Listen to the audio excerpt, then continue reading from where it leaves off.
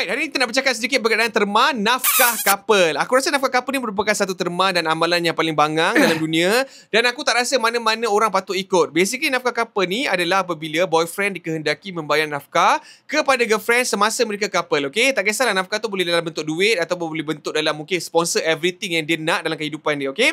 Cumanya ada orang yang gunakan nafkah couple ni starting from relationship. Ada orang yang gunakan nafkah couple ni bila diorang dah bertunang. Bila dah ada hubungan yang lebih serius. Alright? Cumanya untuk daripada starting of relationship bagi aku tak ada masalah. Kalau perempuan tu dah bagi tahu kat engkau, kalau you nak couple dengan I, bulan-bulan I 700. Kalau kau nak kau terima, kalau kau tak nak kau walk away, tak ada masalah. Tetapi dia menjadi masalah sekiranya kau dah berkenalan dengan orang tu mungkin 2-3 tahun, kau pun dah serius, memang kau pun dah memang lahirkan hasrat, kau memang dah cinta separuh mati kat budak ni, tiba-tiba bila kau dah bertunang, lepas tunang tu dia cakap dengan kau, ini Bin, kalau you nak tunjukkan I betul-betul seorang bakal suami yang baik, seorang bakal suami yang boleh provide everything seperti mana mak bapak I provide untuk I, kena bagi I nafkah couple bermula daripada tarikh selepas kita tunang, okay? So, benda ni merupakan satu perkara yang sangat-sangat menjahanamkan lelaki kat luar sana. Sebab apa? Kau kena faham. Bila kau dah bertunang, okay, persiapan untuk perkahwinan tu perlukan banyak kos, okay? On average, okay, kos untuk perkahwinan dekat Malaysia sekarang adalah antara RM30,000 hingga RM50,000. This is a very miniature style of doing a wedding, okay? Maknanya kau dalam dewan rakyat,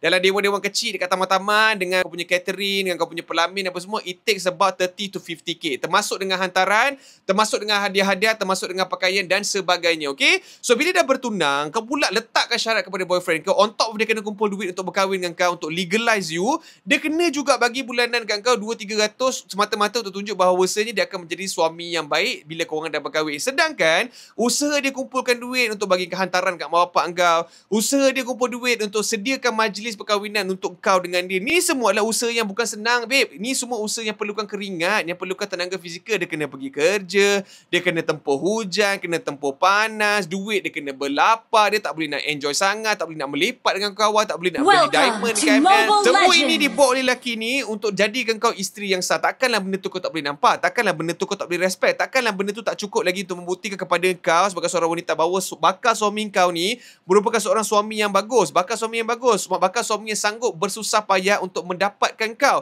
Benda ni semua perlulah dilihat dan perlulah diberi kredit. Janganlah kau letakkan kayu ukur untuk tunjuk bahawa dia laki yang baik atau tidak. Dia boleh tak bagi kau duit setiap bulan. Bagi aku benda ni agak bodoh dan bangang, dan aku haraplah kepada lelaki-lelaki di sana, kau janganlah terjerat dalam benda ni. Sebab apa? Ada kes di mana masa tunang, okey, benda ni baru disampaikan kepada lelaki. Lelaki ni mungkin mula-mula masa terima tunang tu okey lah, tetapi dalam persiapan untuk berkahwin tu banyak duit yang diperlukan. So duit tak cukup, tak boleh nak bagi duit kepada girlfriend dia ni, and girlfriend dia putuskan pertunangan sebab dia rasa macam boyfriend dia tak serius. Benda tu akan menyakitkan hati kau dan akan memusnahkan emosi dan perasaan